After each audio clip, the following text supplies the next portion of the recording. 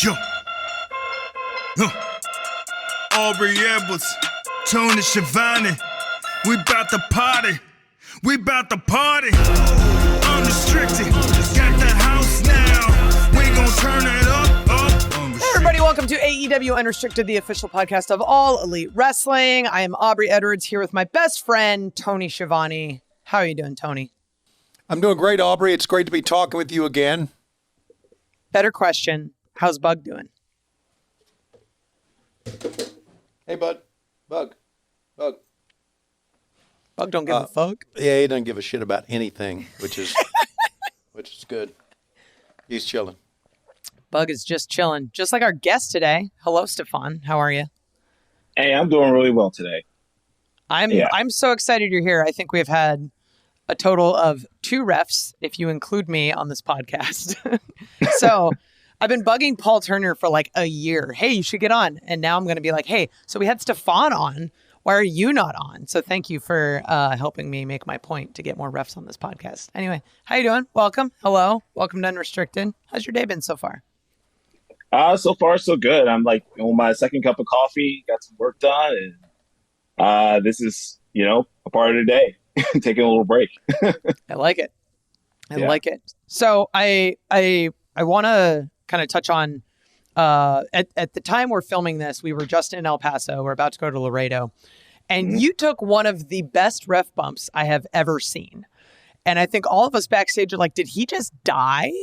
Like, you got punched and then like took like a high back bump off the apron, stumbled onto the ground. And I'm just like, this is incredible. And this is after you had already been elbow dropped in the back by Jay Lethal. I'm like, man, this guy's making us all look bad. Like, my back has taken so much of a beating so far this year. I got squashed in the corner last week. I've taken an elbow drop. And then I landed on my neck this past week. So I'm taking more of a beating than I've taken in the last 5 years. So it's, thankfully I'm okay. I'm upright. I can actually walk. So, but it was, I can walk. Yeah, it was pretty intense. It was pretty intense. Yeah. As long as I'm upright. Oh man. Is that the nastiest bump you've ever taken, or is there one worse? I can't name one that's worse. Wow. Like, I mean, this is coming from doing like 10 years of wrestling. Like, this is probably like the first time that I've like really landed on my neck like I did this past week. So like it was definitely one that I felt like just a little bit after, but as far as like the gnarliest looking one, this was probably it. This was probably the one. Has Bowens apologized to you? Yes. Good. Good. He's a good guy. Like he's a good guy. He's an upstanding young gentleman. If he didn't apologize to you, he'd have, I'd be throwing hands this week. Let's just say. Austin Gunn, on the other hand, he did not apologize. He's an asshole. Like, I don't care if you just want a title. Like, I'm going to call it like I see it. He's an asshole. A guy who walks out covered in that much glitter, he's got to be an asshole. Oh, man. And he just gets it all over you, and it's just disgusting. Like, it's in the ring. It's on my ref shirt. Everywhere. It's like, and it sticks. It's like the blood you can at least like wipe off and stuff, but the Austin Gunn glitter stays. It just reminds you constantly that it's there. It's awful.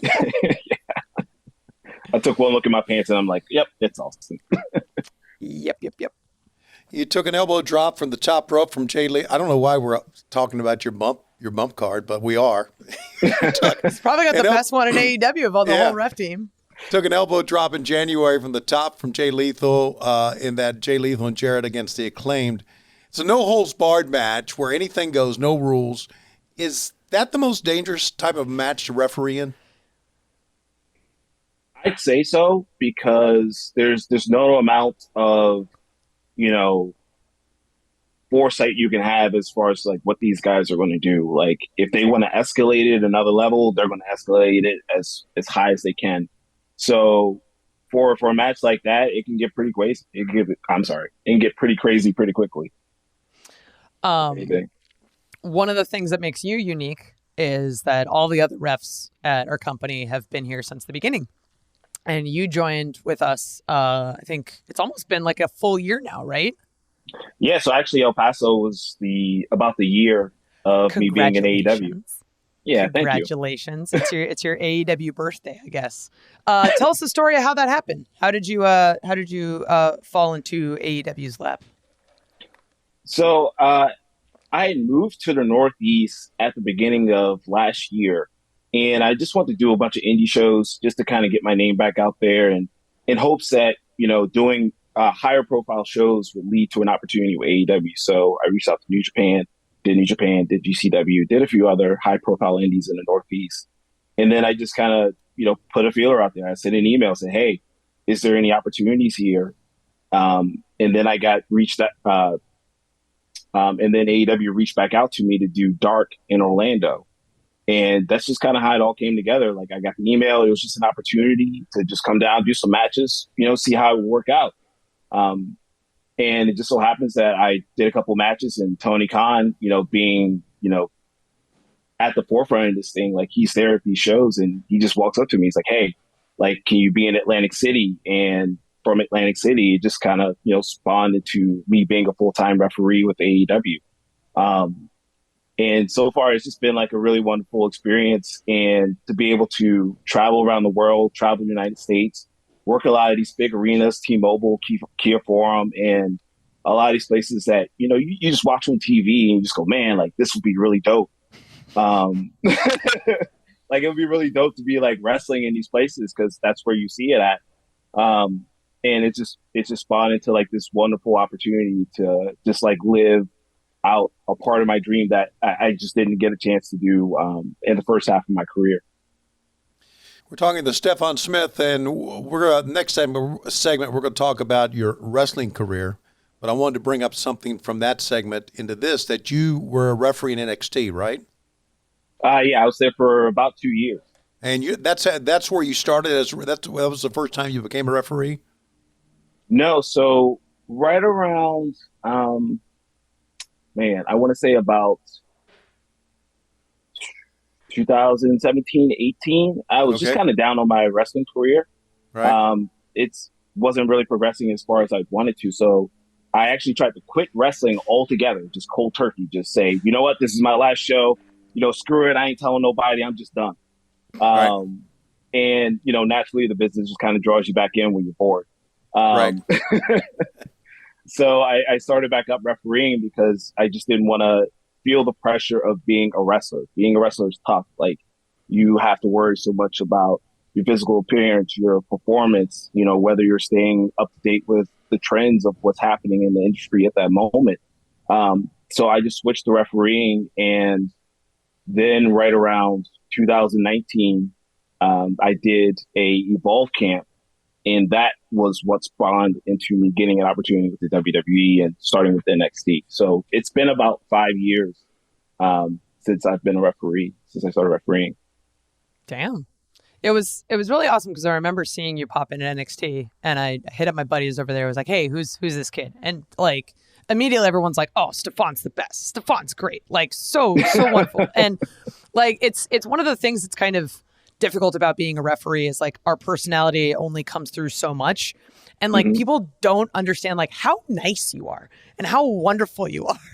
Oh, and so I'm just like, oh man. So as soon as I saw you pop up at Dark, I'm like, oh bro, I love this guy. Like, I had never met you before, but I knew that like all of my friends had said nice things about you. I'm like, oh no, he's going to be great. He's going to be awesome. And you have television experience, which a lot of us, when we started at AEW, did not have. So it was great to have this like outside perspective of how you do TV at another company, because there are differences with the way that like AEW does TV versus how NXT does TV. So super, super great to have you join us. And I kind of want to spin that into some of the stuff you were talking about before, like doing high profile indies. So one of the things that I saw you do recently, and I think I texted you when I saw it, is you got to be at PWG recently at BOLA. Yeah, that was a really awesome opportunity. And it just so happened to kind of coincide with us being on the West Coast. So I just kind of just took a shot, shoot my shot. And I just asked. I was like, hey, like, we're here. I'm going to be in LA. You're in LA. Let's make something happen here. And thankfully, the staff over at PWG, they said yes. And, I was very grateful to be able to do that. It was a really awesome experience. Yeah, it's a much different dynamic, isn't it? I mean, the fans are just like right on top of you. Oh my God. Oh yeah, Yeah, I'm sorry, Tony. how does that change the way you referee a match if the fans are right there, or does it? How much can I peel back the curtain here? As much as you want. Much you want, dude. So obviously, like, as a referee, we're in there communicating. Like, we're also there to encourage the performers as they perform. Right. So really, with the fans being so close, you kind of have to mask that a little more. Like, you can't just be in there just open mouth talking. Hey, how are you doing? Right. Like, Yeah, that's sure. awesome. So yeah, so you just gotta be able to kind of find creative ways to communicate and really just kind of be in there with the talent and, you know, encourage them along and, you know, tell them where they're at in their matches and also try not to be in the way for too long because, you know, these fans are coming there to watch the wrestlers. So you don't want to stand in one spot for too long and then you're blocking, you know, a fan in one section versus the other. Right.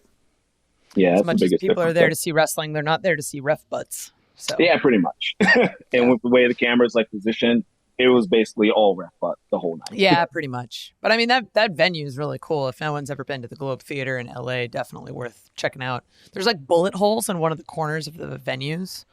Oh, I didn't know they that. just yeah, it's really cool. I'll have to tell you the full story of it. But yeah, it's like it's super historic building, and there's just been a lot of stuff that's gone on there for a long time, and it's really great. So I was really happy to see you pop up at PWG because it's like it's one of those places like on the indies. Like if you want to make it as an indie, like you go to PWG, but like. Yeah.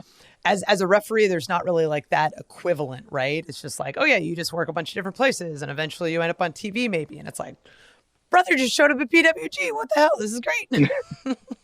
Yeah. And especially with like the nature of like with refereeing, it's, you typically don't get too many opportunities outside of like your sphere of influence, just your area. So if you're West Coast, you're just likely just be West Coast your whole entire career. So like TV is the highest as we get, but to be able to be like a guy that started, you know, somewhere else and to be able to do things like Ring of Honor and PWG and a lot of these like higher profile, you know, places and events that I just watched, you know, just early on in my career and just early on as a teenager. Like that was really special. Like that's like a really big check off the list for me. It's really awesome. You know, and that brings up something else I wanted to get into. And Aubrey, you can weigh in on this, but Stephon, talk about, I don't think fans realize this, how important you guys are to the safety of our wrestlers. It's a very important thing. You're in communication all the time. You're kind of the first line of communication if someone is really hurt or not. Yep. Talk about how important that is to your job. It's one of like the things that is like we're enforcing the rules, we're communicating times, but you know also we have to be there to tend to the care of, you know, like who we're in there with. And as we're kind of on the road with AEW, you see a lot of these people, you have different experiences with these people. Like you get to know them, you know their families, you know their history, you know their personalities. So you really want to ensure that they get in and they get out safely. And that's, you know, whoever wins, whoever loses, loser's lane, you want to make sure everybody is okay, you know, at the end of their matches. I think the best or most recent example we have is with Paul Turner and Hangman. Oh my God. Just how quickly he was able to attend to him and to be able to protect him and to make sure that he was safe and that he was well cared for. It's one of the nuances of being a referee that I don't think people understand and really know about. So you might hear, like, I've had people who I've worked with just come up and thank me. It's like, hey, thank you for asking if I'm okay. Thank you for just checking on me, because they may have taken a rough fall and, you know, nobody realizes it except for the person who's like right there. Like I saw where they landed and nobody else saw that. So that's really a big portion of what we do. We are talking to Stephon Smith, newest edition of the AEW Zebra Squad here on AEW Unrestricted. This is AEW Unrestricted. Tony and Aubrey with you, talking with Mr. Bundle of Nerves, Stephon Smith. Shouldn't tell us that during the break, dude. We're going to throw it at you. Oh, gonna twist the knife. Oh, man. All right. It's only increased, just grinded Yeah. in there. We're going to increase your nervousness right now by telling everyone you started wrestling as an in-ring performer under the name of Rump Thump. Oh my God. Tell us the story about that ring name. How did you get it started? How did all that start? Rump Thump.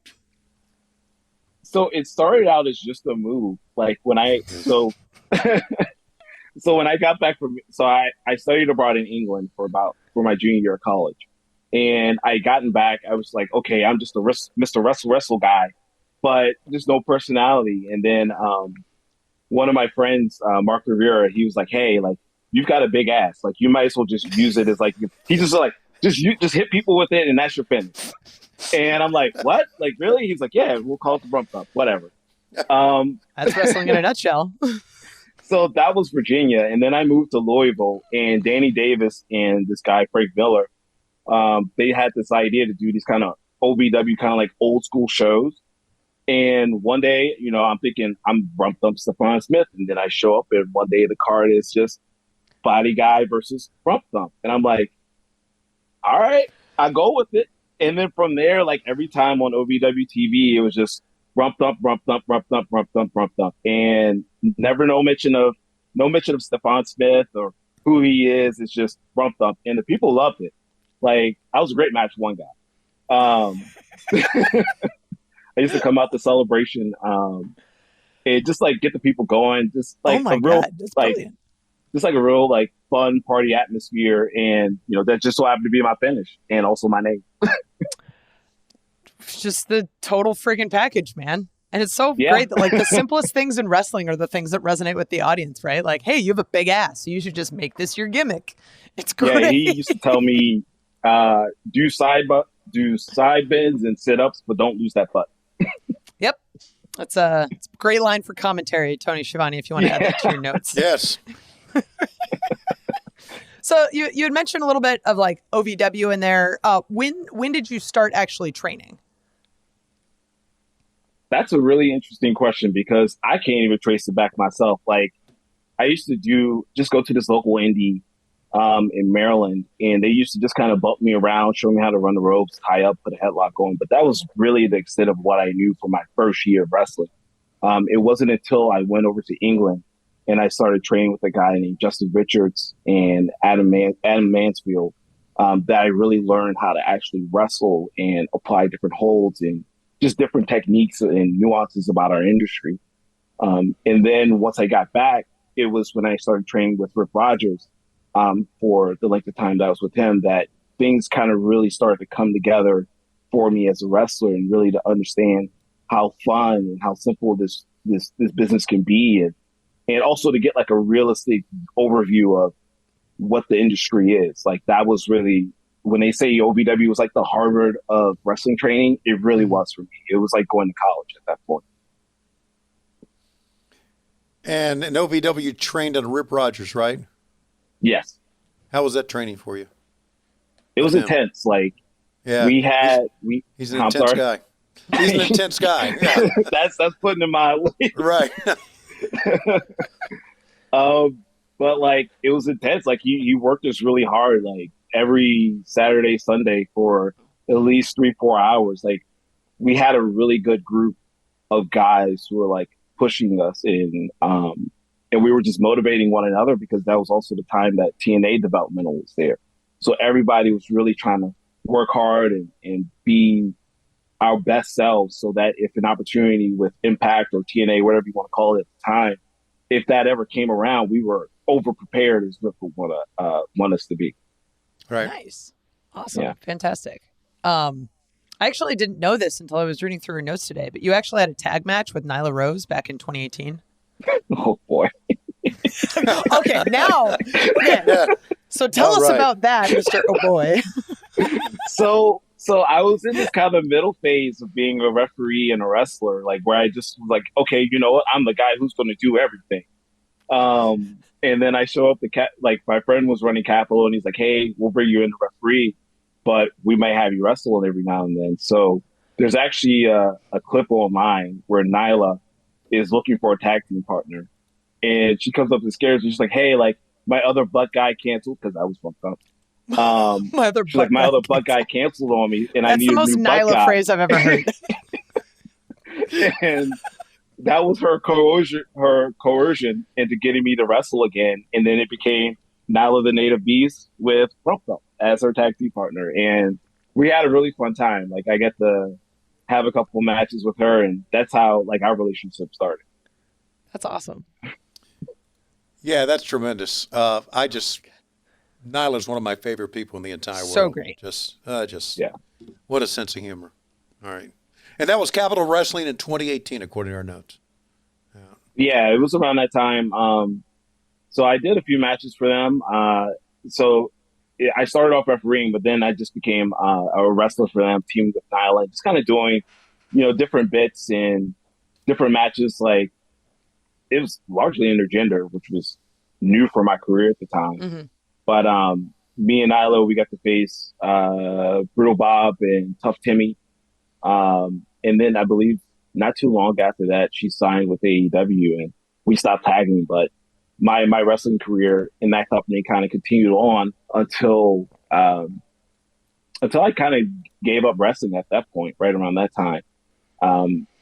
One of the referees at Impact, since I was doing some stuff for them at the time, John Bravo, he actually told me, he's like, "Hey, like you can either keep on being a good wrestler and just wrestling and just kind of going along with that, or you can become a great referee."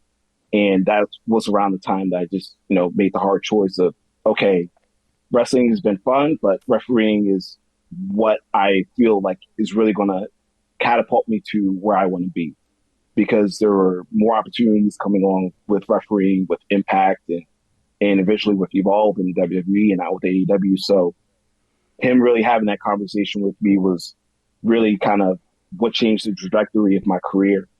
And I'm really thankful for him having like that hard talk with me about, transitioning over. Johnny Bravo's great. Super great guy. Yeah. How did you end up at NXT?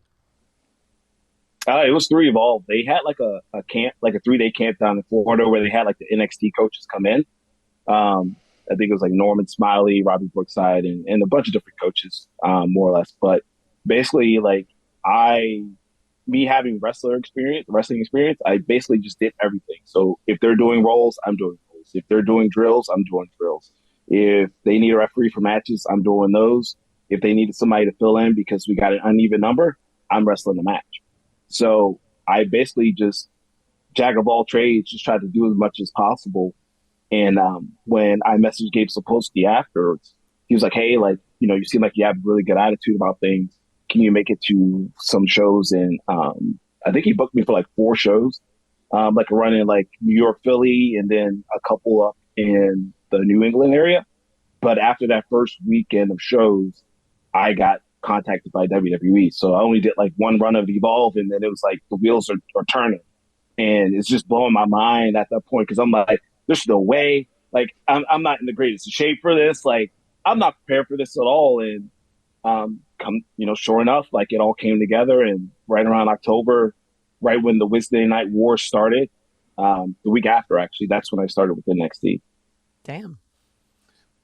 They talk about it. They talk about a Wednesday Night War, and I get that. Did you keep an eye on AEW as a referee, what was going on there, or did you just do your own business, not worry about it? I was so busy at the time. Like the NXT schedule for the time that I was there was very difficult. It was about 6 days a week. So yep. I was wrestled out by the time that wrestling was done for the week. So I kept like some eye on it. I would watch some matches, but I didn't keep as close of an eye as I probably should have. At that time period, it was more so me just kind of focusing on my career with the WWE during the time period I was there. I totally respect the like, hey, I'm wrestled out and I'm not going to watch everything. Like 100% I'm feel with you, you on brother. that. I'm with you. The other thing, and I'm sure we'll probably get into this more, and I'm going to put Stephon over a bit. Stephon is one of the like hardest working guys that I know because we'll get to the show, whatever, we'll get to a town. I'll hop in the lounge at the hotel and he's sitting there programming because he's got this whole other gig that he's doing. And then on top of that, the next morning, he's one of the first guys in the gym. So like, of course he doesn't have time to watch wrestling because he's killing it in like everything. Doing my best. Yeah. Mm-hmm. Okay, so are we allowed to say what the other gig is? Yeah, can we Yeah, talk that's about it? totally I don't fine. know. Talk Yeah, let's do about it. So, what, Mr. Programmer, what is it you're doing in your free time? that. Okay. So, so right around during like this is about let's say 2000 like 21. We were still like in the height of the pandemic, and we weren't working as often down at NXT, and I just got this grand plan of like, okay, like if anything happens, workforce reductions, because you see that happening in other industries. If that ever happened, what's my next game plan? And so I decided to go back to school, go to UCF, and do a coding boot camp because if I wanted a career outside of wrestling, that was the career that I wanted. And when things, happen how they happen with NXT, I leaned back on that and I started to network in the Florida area, and I got an opportunity to become a software engineer. And that's my outside of AEW gig that I do every week, Monday to Friday. Wild. Okay. Wow. So this interview is over. He is 10 times smarter than me. And all, so you're coding. Boy, we can go a long way with this. At least I can. Yeah. Does it involve video games? Is that it, or is it just computer coding? No, so there's different kinds of coding that people can do. There's different avenues within the industry. Mine is mostly like front end, back end. So when you look at a website, that's the front end. That's what you see. But also there's an entire back end that has like logical operations and functions and different things that kind of power that website. So that's more so what I do. Okay. And the reason I ask is that the Hogwarts video game has just come out. And I got that thing, and I'm thinking, holy shit. This is amazing. This is amazing. They had to have coders locked in a basement in Seattle for like 24 months and not let them out. I'm sure Aubrey can probably tell you more about that. Yeah, I'm sure she can. I mean, that's programming the video game industry in general. Let's lock you in a room and you work for 120 hours a week, but Unbelievable. Anyway, Stephon, that's great. That's having a very good hit on your shoulders. Yeah, and I'm very thankful that AEW has really allowed me to pursue something that's also a passion of mine, right. Outside of the company. Because even as a kid, like when it was just purely HTML, CSS, like I would still try to do those like old GeoCities and Yahoo websites. I wasn't very good at it, but were you a big Dreamweaver guy? See, I learned about Dreamweaver when I was in high school. There we go. Yeah, so I learned about it eventually, but that was something that I was very interested in, but I just didn't have like the resources or the support to pursue it at that time. But I'm like things come around. It's all full circle. Like when I started wrestling, someone told me, "Hey, you should probably think about being a referee," and I was like, "Nah, I'm just gonna be a wrestler." Nah, fuck all. I'm just gonna be a wrestler. Yeah, it's one of those like having a good backup plan, right? Like, because who knows, this could all be over tomorrow. So, absolutely, like me falling on my neck could have been career ending, but thankfully it wasn't. Thankfully, you know how to actually take a bump. So, yeah. So I'm very thankful that I've been able to kind of find some way to balance both gigs. Absolutely incredible. We are talking to Stephon Smith. Coming up next, it's fan questions. Unrestricted. This is Aubrey and Tony talking to Stephon Smith here on AEW Unrestricted. Had a talk that has just jumped along all different areas: wrestling, programming, reffing, going to Europe. There's just so many different things that have happened in your life that are absolutely wonderful and exciting. And I'm glad that we finally got you on this podcast. It's great. But now let's deep dive a little bit more. We have some fan questions, but we have some general ref questions too, since we don't have refs on here very often. And I'm curious, what is your favorite type of match to referee? Just very story-driven matches. Like if I can feel the energy of the crowd and feel the energy of the wrestler and how they walk out, just the attitude and the charisma that they have. Like if I can kind of get wrapped up in that moment with everyone else, those are the best matches to referee, in my opinion. So like when it's like Jay Lethal and Jeff Jarrett against the Acclaimed, or when it's Jeff Jarrett and Jay Lethal against, Darby and Sting, you just feel just the ambiance of the arena and how everybody's just like, all right, like, shit's about to go down. Like those are the moments that I love. Those are the moments that I enjoy that a lot. Do you have a single match that's been your favorite to referee? I know you did a PWG and intergender match, but do you have a favorite match of all time that you have? My favorite? Yeah. I haven't designated one yet. Man, that's a tough question. Right. It would probably be better if I actually wrote these things down. But I'd say there's a few that like I can think back fondly on, like Walter against Tommaso Ciampa. That was like one of my first big high profile. That one was really special. I'd say the matches with the Acclaimed against Swerve and Al Glory, like those really stick out to me because those were really big moments for me. And even being able to work like those early Blackpool Combat Club matches, those early six-mans when they were just kind of beating everybody's asses. Those were really fun times too.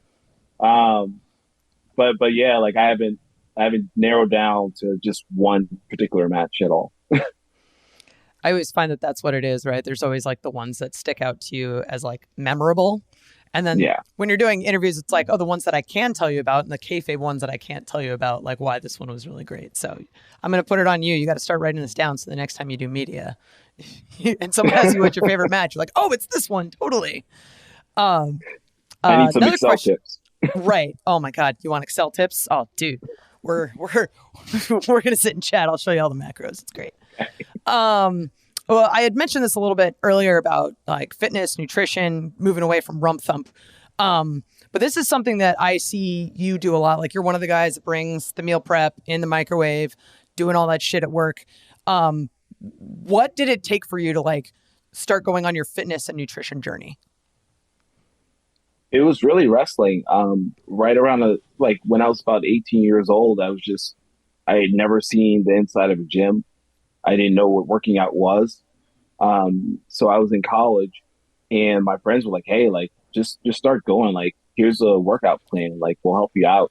So right around I was like 18, 19, I just started going to the gym and it just became a regular part of my life. And I just realized like the positive influence that it's had on not just my physical appearance and my confidence, but also just my general demeanor and mood. Like going a period without working out, like, is anybody will tell you, like it sucks. Like your entire everything just kind of tanks at that point. You don't get that release. So really my fitness journey is just a lot of just self-improvement and just seeing how it's reflected positively in, different avenues of my life, especially wrestling. All right, let's get to some fan questions for Stephon Smith. Who are you? This is from Heel Buddy, Heel Buddy. Okay. Okay, Heel Buddy. Great handle, dude. Who are your top 3 referees of all time? Ooh. Number one. No pressure looking at one of them right now. Shut up. Okay. Checks in the mail, Tony. Okay. Top 3 in no particular order, mind you. Okay. I'd say John Cone is up there. Mike Chioda is also up there as well. And then my third would be Charles Robinson, honestly. Yeah. Those are the 3 guys that I kind of looked at as like, okay, like these guys, they know what they're doing. Like they're able to kind of mix in any kind of situation. And they're just really wonderful to watch, Yeah. Charles Robinson is the Benjamin Button of referees. He looks the same now. He looks the same now as he did back in the WCW days. It's unbelievable. It's not even fair, man. I'm I like, know. some of us are trying to fight the aging, and he's just going backwards. I know. All right. Second part of that question, and I'm curious because every ref always has fun answers for this. What are your top 3 favorite wrestlers to work with? Again, in no particular order. Right now, it's like if we can go right now, I would say it's Emi Sakura. Oh my is God. one of my You didn't say Emmy, I was going to be real mad. Emmy's on the list. The Acclaimed are on the list for sure. And I also go like Jeff Jarrett and Jay Lethal as a tag. Like those are really fun times. Like tag matches, honestly, were like the scariest thing like for me at first. Like managing 4 different people all at the same time, or as many as 6 or 8. Like how the hell do you do that? But it's taken a lot of practice and a lot of work. But now I'm able to kind of enjoy it. So naming tag teams is those are the fun times for me. Love it. Marco Solis Martinez, who in the locker room gives you the most smack talk in the ring? Ooh. That's pretty cool. The most smack talk? In I'd the probably ring. say it's Arya Davari. My goodness. Oh my God. That man just yelled at me. I'm like, bro, chill. I'm just telling you to get him out the corner. Right. It's like literally my Not job, that dude. deep. Don't get mad at me. It's not that deep. You got a 5 count. You know that. Stop yelling at me.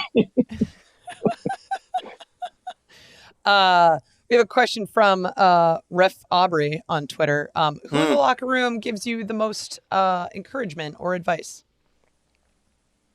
Jim Ross, I'd say.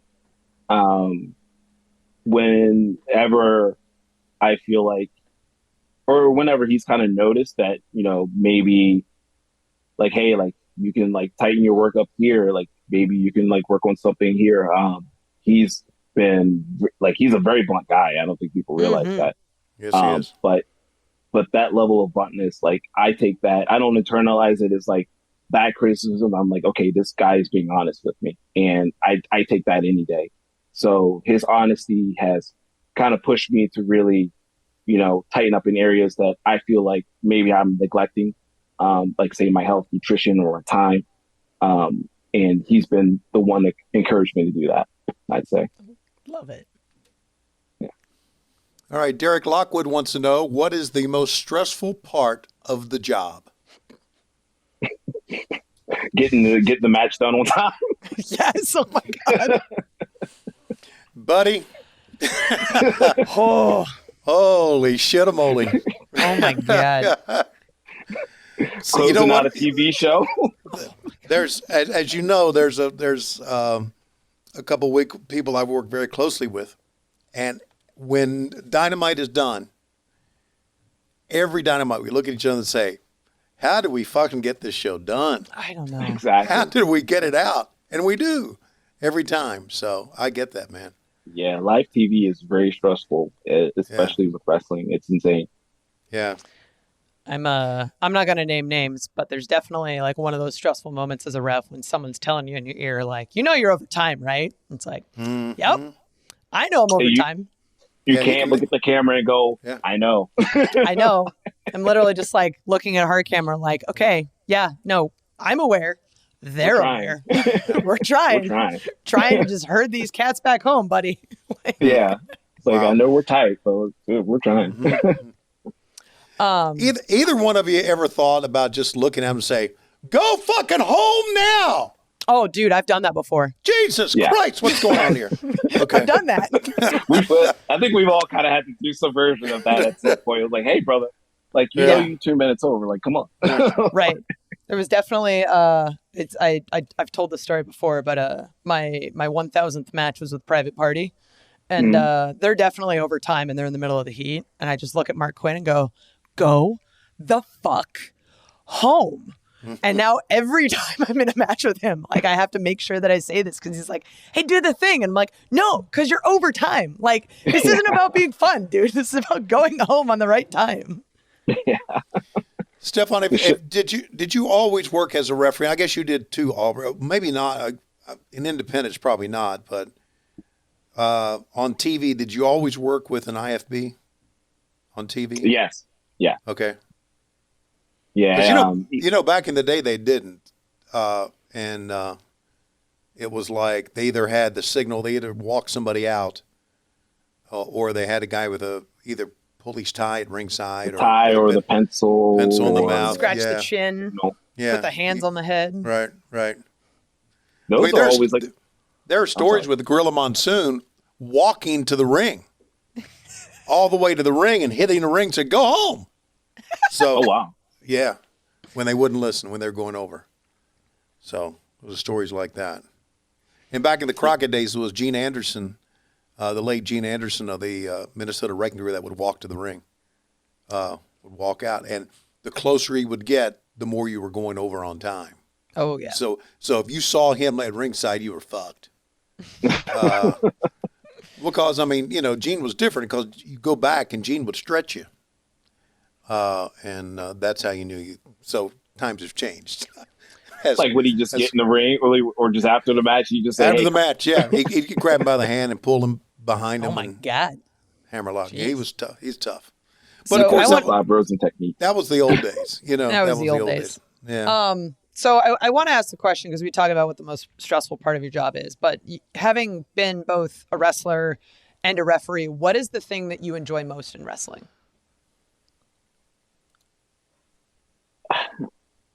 It's just being able to entertain people, like send them on a journey, tell a story with them, like get them wrapped up in the moment. Like, because if they start off like lukewarm and you can kind of get them like biting in on their feet and just, involved in what magic we're trying to, convey here. I'd say that's the best part about being in the industry and being a part of wrestling, whether you're a wrestler or a referee. Cause say if the crowd's like not really with a match at some point, cause it's just how it works out sometimes. But say you might get like a near fall and that might get people to go, oh snap, like it just ended on just this mundane thing we weren't expecting on. Like that's one of the things I really appreciate about the industry and that I really love to be a part of. All right, brother. We appreciate you, man. Do a great job. You really, really do. Keep taking them bumps. Or don't. Maybe you should stop. Or don't. Definitely getting a heat and pad on Wednesday. Oh, my God. Right. Well, you do a great job, Stephon. You really do. We appreciate you being. And I didn't realize you were coding in the back. My God. What's wrong with me? That's great stuff. You're a little busy on show day, Tony, to be fair. I always knew that he was doing something, but I didn't realize what it was, He's making money. Most people that are doing something are like, oh, let's see online what they think about me. They're just dicking on Twitter. Yeah. So anyway. I stay away from Twitter, thank God. Yeah. You're a better person job. for it.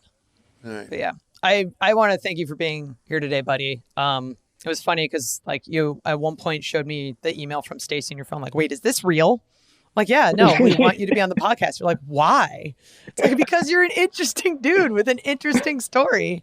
But on top of that, like, I just love being able to chat with you here. I love being able to chat with you at work. I've loved being able to see your work. I've definitely stolen shit from you going, ooh, that was cool. I'm going to do that in the ring. So thank you for just being an awesome member of our team. And I really appreciate you being here today.